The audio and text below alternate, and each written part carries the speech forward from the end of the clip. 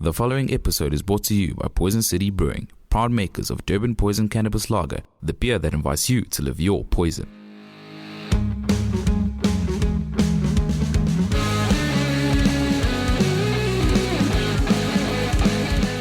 It is another episode of Sludge Underground, and today we've got the Bakers on the show. Super stoked to have them. Like, you know, these guys, they send through, yeah. Oh yeah, that is really awesome, bro. And you know, the one thing that I think I actually picked up is that you guys are from Cape Town. So, you know, this is probably the first or one of the first bands that we've had sort of from Cape Town. You know, I personally don't know much about the scene in Cape Town. So according to you guys, you know, this is an opportunity for you guys to school us, you know, some of the people that listen through from Durban and Joburg and whatnot. How would you guys say your experience has been, you know, coming through from Cape Town? Are things easy there? You know, what are the venues like? And, you know, compared to obviously Durban and Johannesburg. Who wants to go first? You two have toured the most, so. Yeah, I mean, we're all involved in a couple of other projects. I've done a bit of touring in Joburg, but I haven't played in Durban yet. Same, hopefully we can play there soon. I know it's been difficult to play anywhere lately.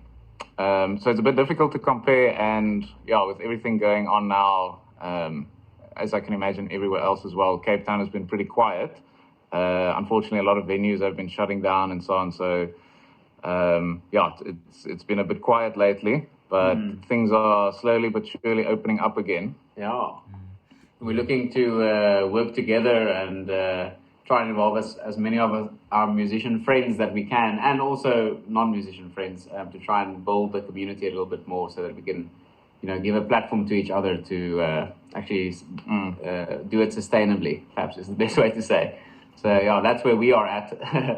Yeah. And, you know, the interesting thing is that, you know, I remember there was a band that we've had on called the Medicine Dolls who have actually toured that side quite a bit. And I remember, And I remember Greg, the vocalist, he was just saying, you know, in Cape Town, the scene there is sort of like it's booming. Basically, you like every street has got a venue that artists and bands and stuff can perform at. Would you guys say that's the case? I mean, even before COVID, was it sort of like thriving? You know, is there like an abundance of venues and whatnot, according to you guys? Well, there's definitely a lot of projects and a lot of different bands, and I think we have quite a variety of different acts. You know, we have quite a thriving psych rock scene, it's a bit sad. Obviously, at the moment, you know, we don't have as many venues left, unfortunately. But I think everyone has been, you know, writing new material and recording. So on the gigging side, it's a bit difficult to answer that question fully. But yeah, we definitely have a lot of bands here and a lot of potential and a lot of talent. It's also nice to see people cooperating, especially with all the downtime we've had now.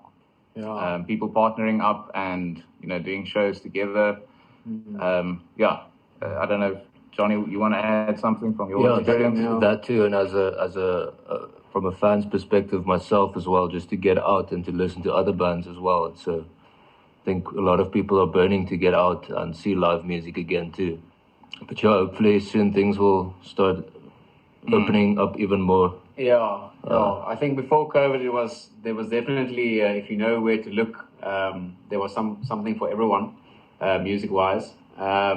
But I think, as they've all said after, it's definitely a bit of a change in the landscape in our scene. So I think we're all still figuring out and sort of adapting the best way forward. But we're positive and we're going to do it. Fuck yeah! You know, one thing that I actually also noticed when I was checking out your Instagram is a lot of the hashtags that you guys use, you know, you've got there hashtag alternative, hashtag post-punk, hashtag indie, hashtag rock, surf rock, stoner rock.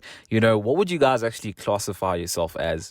See, that's the difficult part. I think it's kind of an effect of that as well. I think we're probably broadly classified as indie alternative with a bunch of different influences.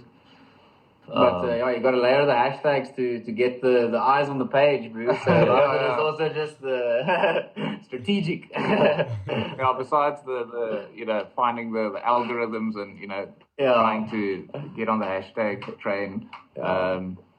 But I think all the hashtags you listed, I think we take little elements from all the music that we enjoy, and whether it's a conscious decision or not, they usually appear in the music at some point. Yeah, and it's also quite a wide array of different things that I can listen to. So that's also nice to see it reflected in different ways in the different band, in a sense. That makes a lot of sense. Like, even with how the band started, it's very unique, man. Like I was just reading through the bio that you guys sent through and whatnot, and you obviously did say you formed in 2018 when Adrian and Johan connected on Facebook. Now, how did that even happen? I mean, who took the first step?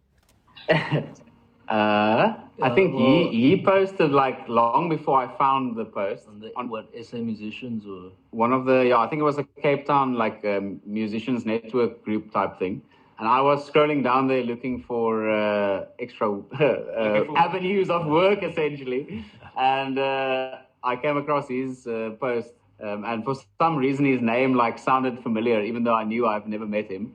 And then I just messaged him, and then he was kind enough to not be a duos, and we met up and we actually got along and we jammed nicely, and then we found out about all the other stuff. So it's weird but nice, I think. What do you think, Bru? Yeah, we started out playing open mic, acoustic gigs, stuff like that. We still do that every now and then. Yeah. But and then our other good friend, our bassist, joined up quite soon after that.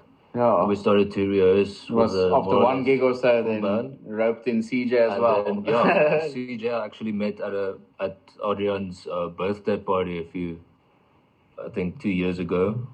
Keep it in the family, man. And eventually we asked him if he wanted to join us, and I said yes. We're grateful enough to have him. So. Yeah, and you guys did mention also in the bio that you guys, you're mates, you're really close mates. What would you guys say, having been playing together for 2 years now, what have you guys sort of learned about each other, through the band? Sure, that's a very good question. Myself and Adrian, our drummer, we've known each other. Sure. Since I was 5. Yeah, since we're the same age. So 22 years? About 22 years now, yeah. And I think he was also the first person I made music with. So we had our own little garage band. Bands. Like throughout high school and everything. So we've always been in touch and always made music. So it was kind of a natural move for me to, to join their band, which is now our band, I guess. Yes, exactly. So I think especially if you know someone that long as a musician and as a friend, we're able to read each other's cues, even when when we're just improvising and making stuff up. Yeah. Big advantage. We all have a similar taste in music. We used to burn CDs for each other. All those sorts of things. And so it's nice growing up. And I mean, we're all more or less from related social circles. So at least we don't have a lot of creative clashes. Someone wants to branch off and do some other style of music. So.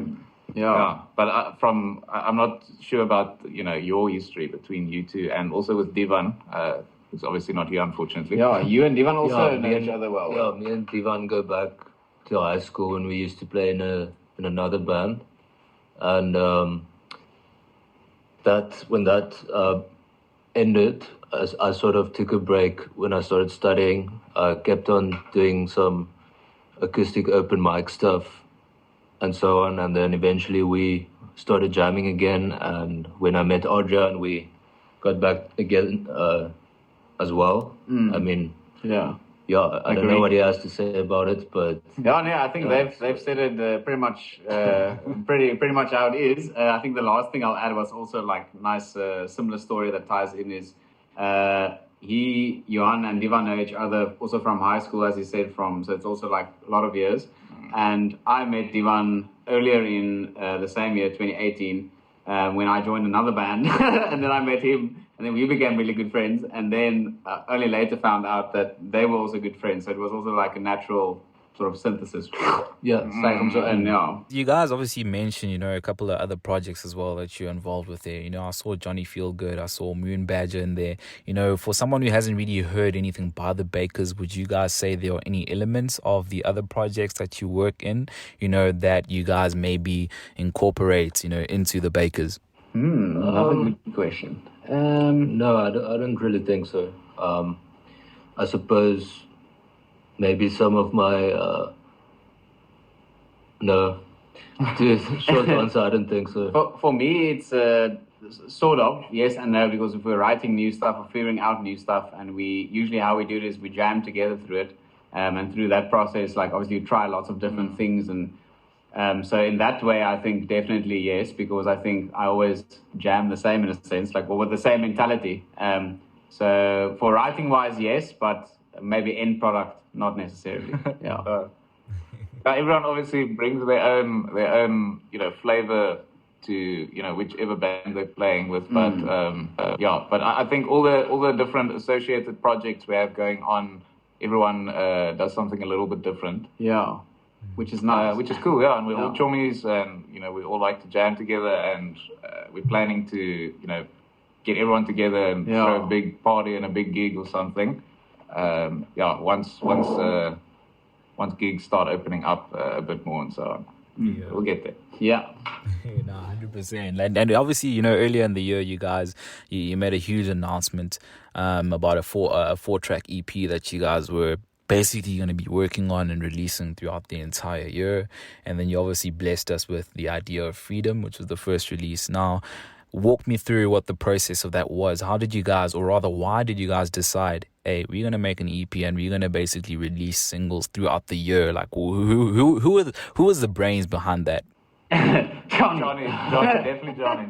Yeah, it was an interesting time because I was abroad for the first part of the year, and we actually recorded our tunes back in December. And we do have them lined up, you know, to see whether gigs might be coming up again, whether we can have some kind of launch. Yeah. So that complicated things, but at the same time, we might still release, I think, one more at least before the end of the year, and then we do have a fourth one as well. Slow and steady. Yeah, and the idea behind the sort of four separate releases was that they're not really that cohesive as a whole. They don't fit that well as a sort of, you know, coherent EP with the sound. It's more experimental at the moment in the sense of where we want to go. And yeah, but we're still pretty excited to release them, and they are coming. Luckily they're already recorded. Yeah. So we have all the tracks, and it's just been tricky getting, you know, the mixing and mastering done, you know, during lockdown and everything. But at least we have most of the tracks down. So yeah, we'll be releasing them as they are finished. Yeah, but yeah, there's one that should be coming out very soon. Yeah. Looking forward. I don't want to give away too much yet. Spoiler alert. Yeah, and I think we are going to basically touch on the two that you guys have released, you know, just for insights and whatnot. But, you know, usually when people release sort of like an EP or in hip-hop, say, for example, a mixtape, it's usually to sort of give us a bit of a taste in terms of maybe something bigger that might be coming, whether it be an album, you know, a whole lot of music videos, whatever the case may be. What is the big motivation behind you guys releasing the EP like this? Is there like a bigger picture? Is there an album that you guys are secretly planning? Like, what is the plan with this EP? We do have a lot of new material that we're still working with, that we'll probably start thinking about soon on recording as well. Yeah. Maybe start writing maybe a fuller album based on the more sort of, not specific, but the more general direction that we decide to go into, whichever form it may take. Well, we have so many songs ready, and you know, we've performed them. But we chose these 4 to record them because we feel, they kind of represent the different sounds we want to include and go for. Yeah. So maybe the next step, we still actually need to have this meeting. So maybe when we're done chatting with you, we'll but eventually we'll get to the point where we'll sit down and have another big writing session. Because we're also all fans of writing bigger concept, thinking of an album instead of just singles or an EP. This is also our first bigger project, this EP. In a sense, we're testing the waters, and eventually we'll release some of the other songs that we've already performed, and then we'll get to writing a bigger album. But at the moment, it's just getting our sound out there. Yeah. Having something for people to listen to send through to festivals. Yeah. And try to put it out like semi-consistently also for ourselves, also to keep the motivation going, and keep the momentum going. So I think that's also a benefit of the releasing the singles one by one, because it forces us to, hey, is this done? Hey, when are we doing this? I think that's necessary sometimes to have that bit of like, hey, deadlines. Yeah. So many things in the pipeline. Very excited. All in good time. And we have a cool idea for a music video. We're not sure which one yet. It might end up being, a couple of tunes that we just released, but we have a cool. I'm not sure how much we're allowed to say yet, but there's a cool visually like a video project coming as well. Yes, very exciting. But at the moment, first thing we need to sort out is just the rest of the EP. Yeah. So there'll be one more before the end of the year, and then maybe even 2 more before the end of the year. Luckily, the pace is picking up now. Yeah. So hopefully, fingers crossed. And obviously, with the idea of freedom, is it as straightforward as the name suggests, or would you guys say there's sort of like a deeper meaning behind that? Yeah, for all of us, everyone is chasing, whatever their definition of freedom is, whether it's from a political angle or like a personal creative angle, if you're the artistic type, I guess, or even just in your day-to-day interactions, do you want freedom from work and all those things? So I think it's still, it can still apply to a whole bunch of different things. At least that's what I take from the song. For sure. For sure. My contributions to the lyrics weren't as big as Johnny's, but that's what I take from. At the same time, it's also not that deep. It's sort of just playing with that idea of freedom. Of freedom. Was waiting for it. Playing with the ambiguity of the idea as well.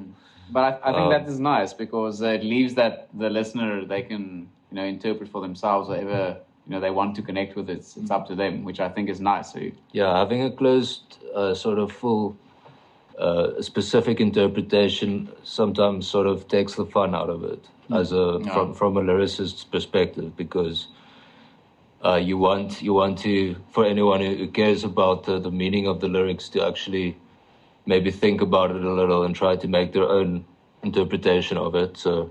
And obviously, just looking at the fact that you guys, this was probably around April when this dropped, and obviously I'm thinking, you guys are probably there. You had everything planned out. Yeah. And you guys obviously had everything planned out for the year and whatnot. Yeah, we're gonna be releasing 4 singles, this and that, and then next thing, lockdown. How did you guys sort of work your way around that? Like, how did you guys deal with that and sort of come up with maybe a plan B and whatnot? How did you handle it? Well, a big issue. Luckily we all stay relatively close to each other. But Johnny was still stuck in the Netherlands for quite a while. Yeah. So we tried to do a remote recording thing, but it's just very difficult. Not just to get the time to do it, but also to get all the equipment working and stuff. Luckily we had all the recordings from last year, so the mixing and stuff could continue.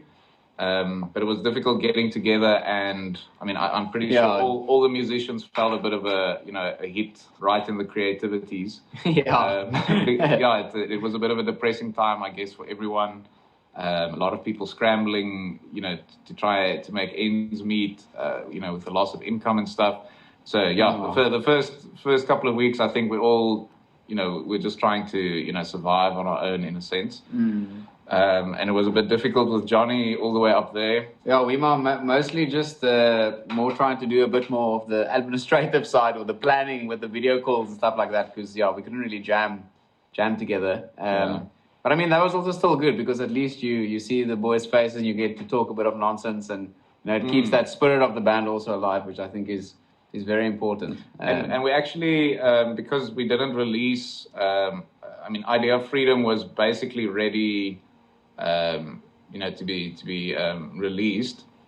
But some of the other songs, we had a couple of Zoom meetings, and we kind of fine-tuned the songs because we can't release them yet. So we decided to further add in some extra effects, or just change the music up a bit until we liked it. Yeah. So it was a good time to reflect on our own music and hopefully turn it into a better product. For sure. But I can only imagine how Johnny must have felt, so far removed from his favorite band. At least we had each other down here, and he was, many miles away. Yeah, it was difficult. And then as soon as he came back, he had to be in quarantine for 2 weeks as well. And then we had a nice jam, and it was good. The first jam was definitely a good one. Yeah, I think everyone can resonate with that, bro. It's like it was that freedom, like it makes sense, and we also thought, the idea of freedom was quite, it was a bit ironic, I think, at the time when we released it. But maybe that's what makes it special. Yeah. Yeah, and just, it came with a lot of challenges as well, this lockdown and whatnot. And it was sort of a time where we saw many artists, and even Sludge Underground itself, like, we had to adapt, when it came to, being more online based and whatnot. And a lot of the artists that came through as well were like, they had to start playing these shows online and engage with their fans. What were you guys sort of doing, during the lockdown to sort of keep the fans, entertained and keep them in the know in terms of what's happening with the Bakers? Well, we had a couple of, obviously, especially regarding social media, it was a bit difficult to come up with new videos and pictures and stuff. Isolation. Because of isolation and all the regulations and everything. But we had a bit of extra unreleased videos from previous gigs and stuff. We also saw a lot of other bands posting gig photos and some acoustic jams at home, obviously. But it was good to see people posting stuff from during lockdown. They were posting stuff from their old gigs, so we could do the same. It was like a nice little reminder of what we had and what we'll have very soon, and what we're starting to have now. So I think we just to keep people in touch, we sent them some from our old footage from gigs and so on. I don't remember what else. So we are kind of lacking on the content side because of lockdown too. But I guess shit happens, and we move forward. Yeah, and we learn from it, and we try to improve, how we can. But I don't know. Social media is definitely not my strong game, so I definitely also have a lot to learn in that regard. But I think it can definitely be beneficial for the band. Yeah, a lot of this is definitely also a process. We're all learning as we're going through it.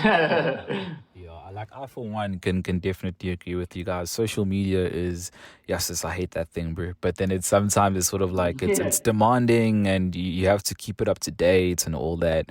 With you guys sort of being so hands on when it comes to the Bakers, would you guys say it sort of enhances the experience, or do you maybe sometimes find yourselves wishing, hey, if maybe we got someone to handle our social media, if maybe you got someone who's going to be a manager, someone who's going to book all the gigs and all that, or would you guys say you guys being so hands-on and doing everything sort of makes the band what it is and sort of makes the band better?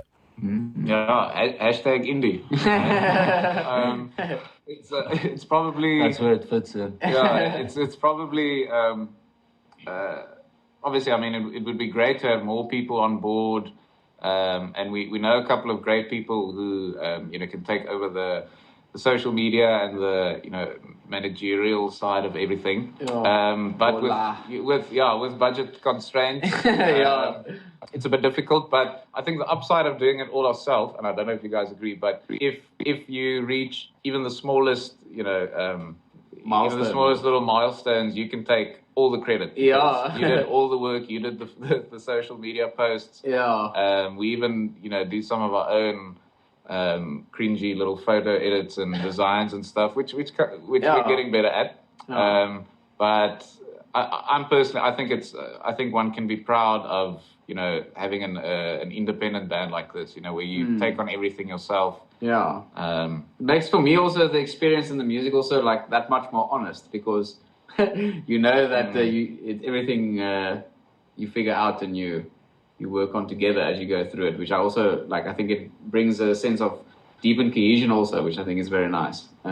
So it's in a sense I think it's positive that we struggle with the social media or the this or the that together, because we also learn from it and grow from it. So yeah. Yeah, I think that was well explained, and I think it's quite evident to anyone who even sees some of the content that you guys put up that, a lot of care goes into this. Like, one of the biggest things for me is, artwork. I feel like it's something that a lot of artists maybe overlook or don't feel, is as important. And I feel like you guys even have that on lock. Just looking at the artwork you guys have for Ceremonious Crossfire, like, I'm jumping into the artwork before I'm even jumping into the track. Who was behind that artwork? Who did you guys work with? Tell us a bit more about the inspiration behind the actual artwork itself. Yeah, so the artwork is done by a person called Nicola Bauer, a really good designer, and I'm not really sure exactly what the artist interpretation is. She herself likes to keep it open as well, and maybe just to focus on the visual sort of aesthetic side of things. And personally, I'm very happy with the design too. I like the fact that I can't really figure out what the fuck's going on there. Yeah, I also like that. Yeah. Well, in a way, it also fits with the song.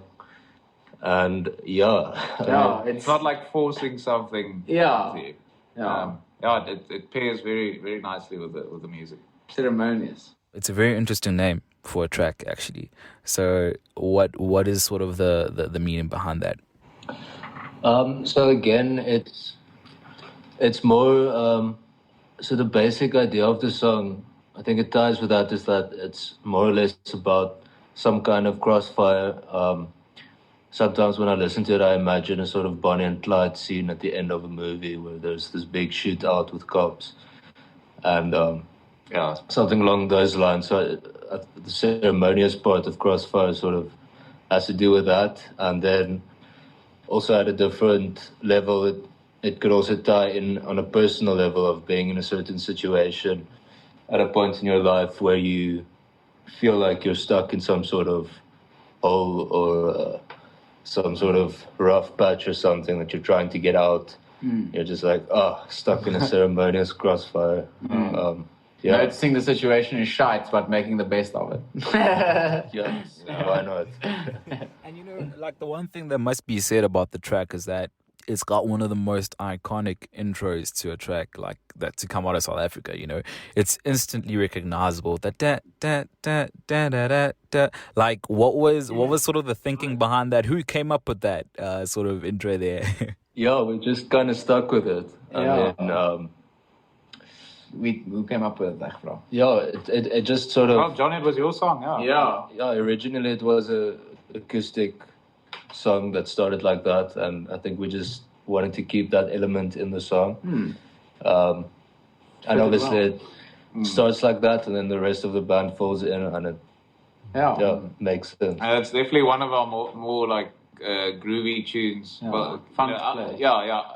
Idea of Freedom is a little bit more upbeat, and Ceremonious Crossfire it's also way more dynamic. I mean, the chorus is way up there, and then the and like the harmonies and and then you have it grooves a bit more in the verse sections and in that intro. So especially that acoustic really fits nicely in that track. Well, at least that's what we think. Yeah, what we hope other people think too.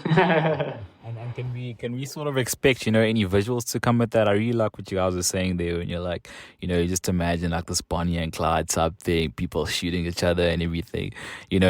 Are there any visuals on the way in terms of, this particular track? That depends a little bit on our budget, obviously. Ideally, we would like to shoot something really cool for it. But I think maybe more for the next two singles that we're planning on releasing, we might release a sort of a live-based. We were actually going to go to the Tankwa Desert as a band together this weekend, where we might have been able to get some decent footage. Unfortunately, that fell through for most of the band members. But I think in the near future, we might go again and try something along those lines. Or even just go for a sort of studio rehearsal space, music video vibe where we just... see what we're doing. Yeah. Or if there's someone out there who'd be keen to sponsor us one, to storyboard something for us, or send us those DMs. All hands on deck. But we definitely want to do something special since we're closing off the 4-track EP now. So we'll definitely close it off with a big bang. You can expect a video at some point soon. One of the talking points, of the single itself is, when I got it off iTunes and I was listening to it, the production quality of that, who is the person behind, the mixing and the mastering of this particular track? That's all CJ. Pretty much. This also ties in with the whole hashtag indie thing, but Divan, our bassist, again, who isn't here. Divan, if you're listening, we actually want you here, dude. But anyway, he's also very much involved in sound production and recording. Did a great job. Definitely, yes, so he was definitely in charge of getting a nice drum sound and organizing all the equipment and the space where we could record everything. We just took our laptop with and we recorded all our tracks in one day, I think. And then there was a bit of post-production later where we added like backing vocals and so on. And then, so I did some of the mixing, the mastering was also done by me. And but the nice thing is, we always stay in touch. So I'll send previews to the guys, and we all kind of pitch in. We think this needs to go a bit louder, or we want to change the sound of this. So it's definitely a group effort. I just he shoulders the heaviest load. I just push the buttons that need to be pushed. But no, it's cool working with these guys, and everyone has has great ideas. So it's definitely, we bounce the track around for a couple of weeks usually before we actually release the song. And I know that you guys did say earlier on that you can't really touch much on the next two singles coming through. At least give us a date. Come on, guys, give us something to hold on to and look forward to. Next single. What's today's date? 5 October.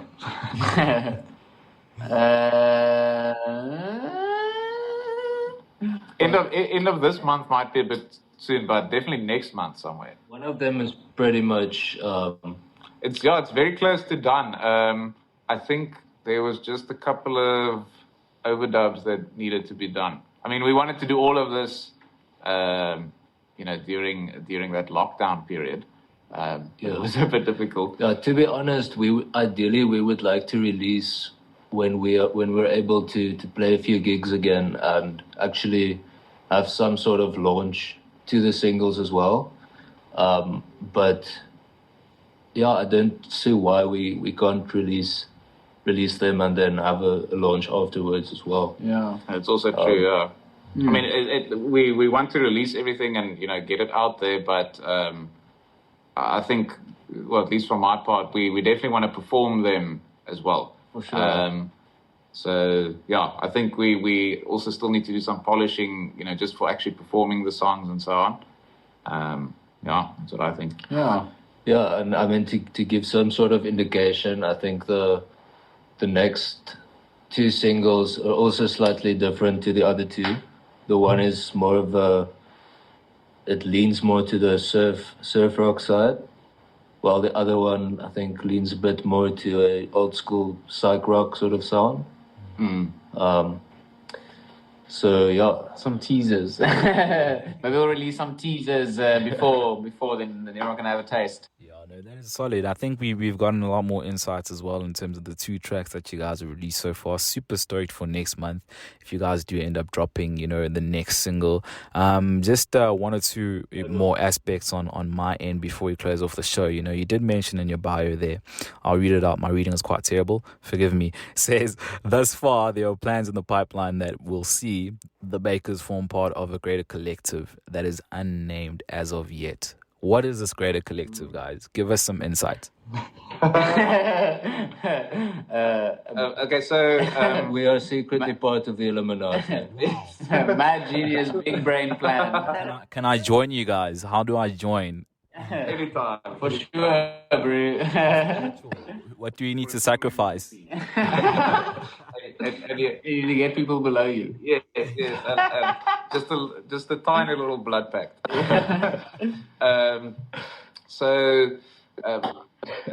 We spoke a bit earlier about Divan and Adrian also being involved in another project, Moon Badger. So I'm not sure we should give away too much yet. But we all have the same drummer. I think that's pretty much the drummer life. We have to play for everyone. So it's us, the Bakers, Moon Badger, and then there's another project. I think the latest one called Scare Quotes. And we're all friends, and we all have similar musical goals. So we want to work on something big and collaborate. Maybe even, like a type of super group or something. Yeah.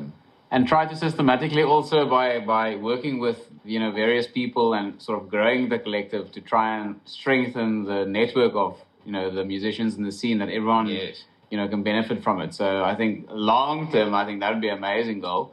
But yeah, it's four bands between 6 people. Or what was it? Sweet.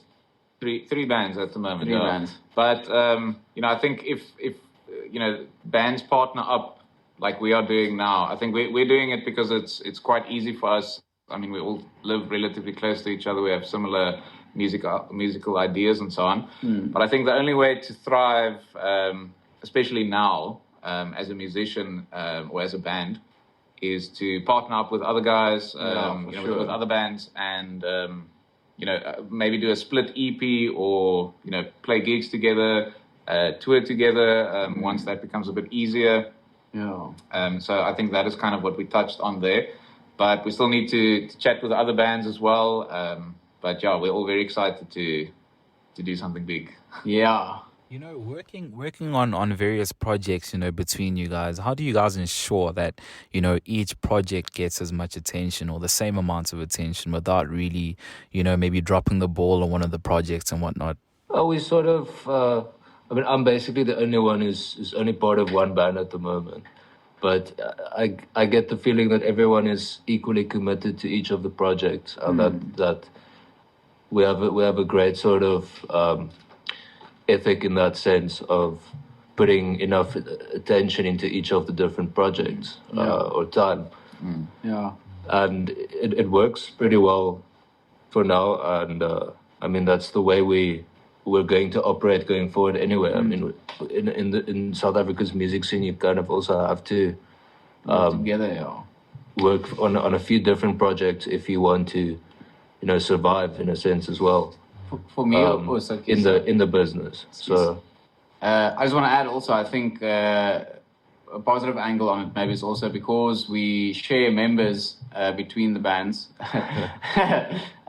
We all get to jam with each other quite a lot. And I think that increases the overall cohesion as well.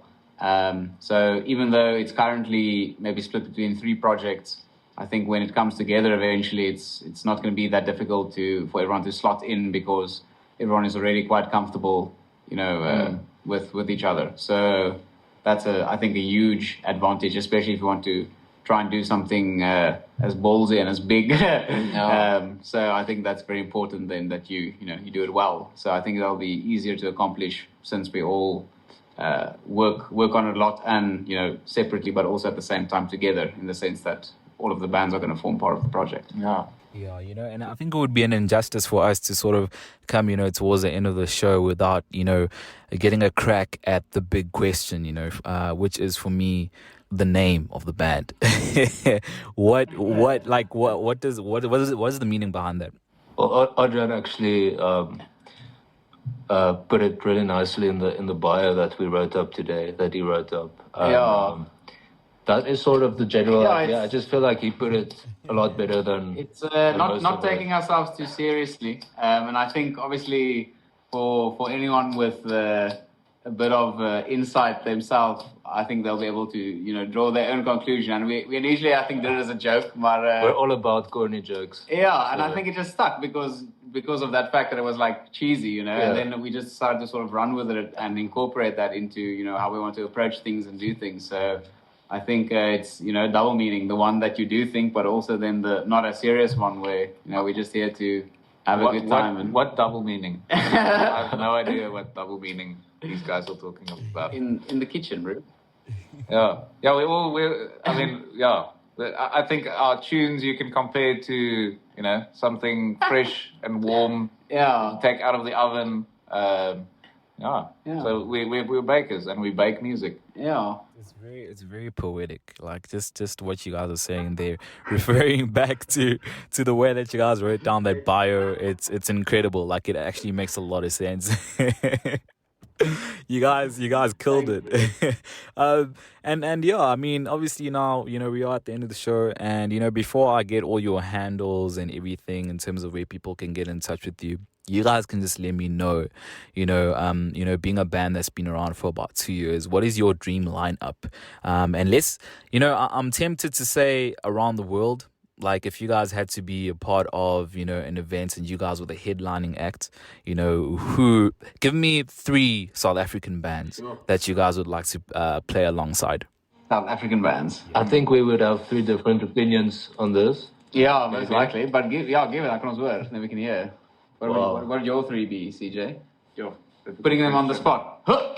Quite on the spot. I would say Aiden Martin. I really love his music. I think very, very cool band that.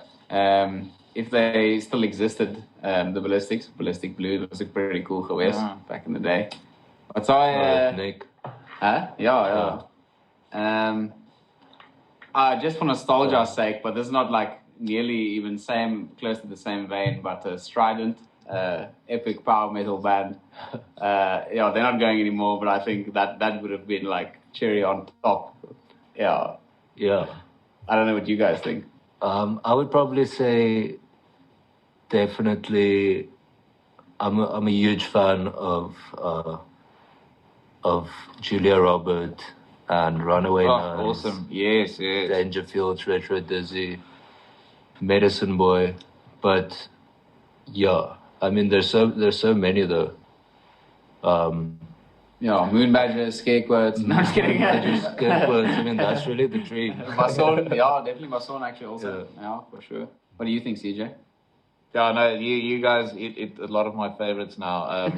I mean, a lot of our, especially, the kind of indie rock psych scene we have down here.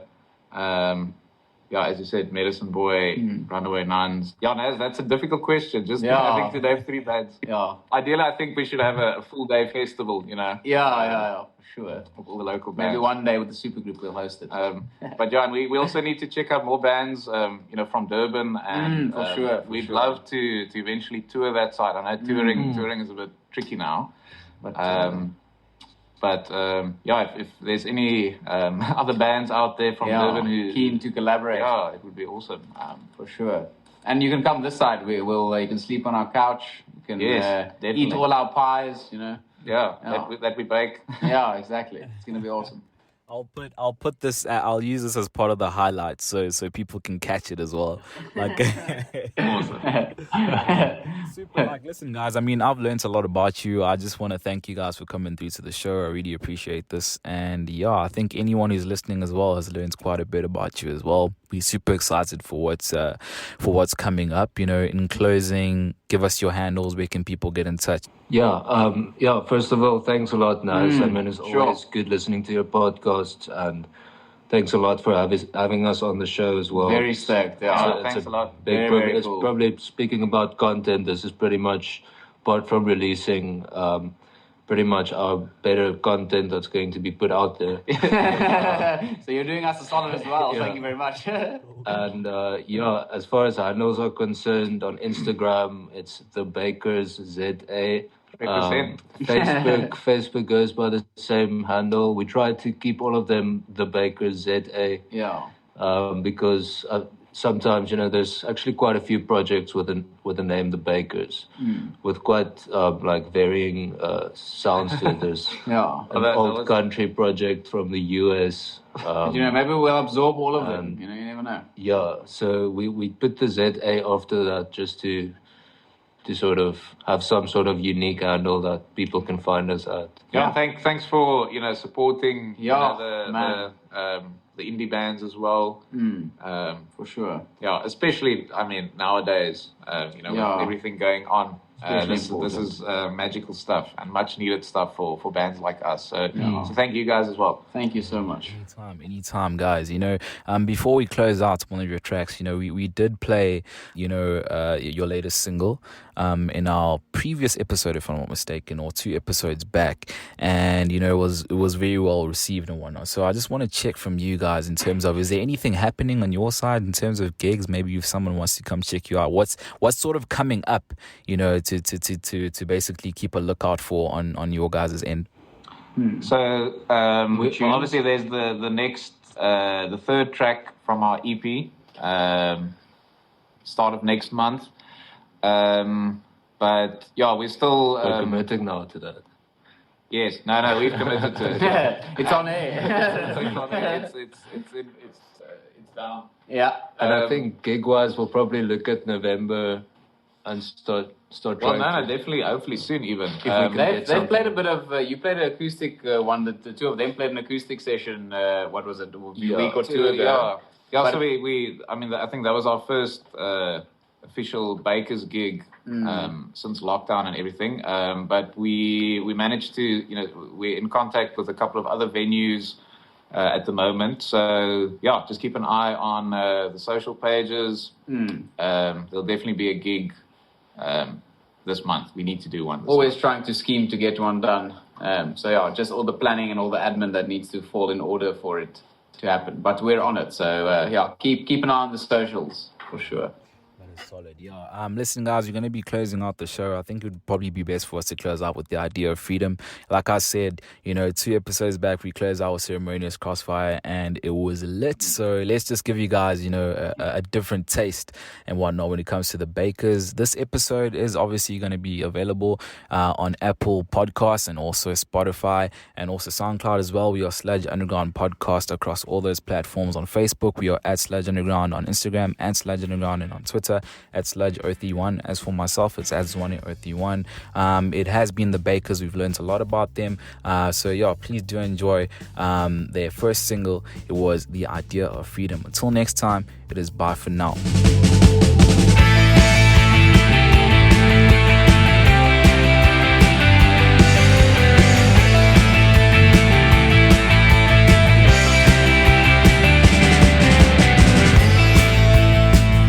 She'll reach you in the morning, find you in a daydream, tell you a deep story about the idea of freedom.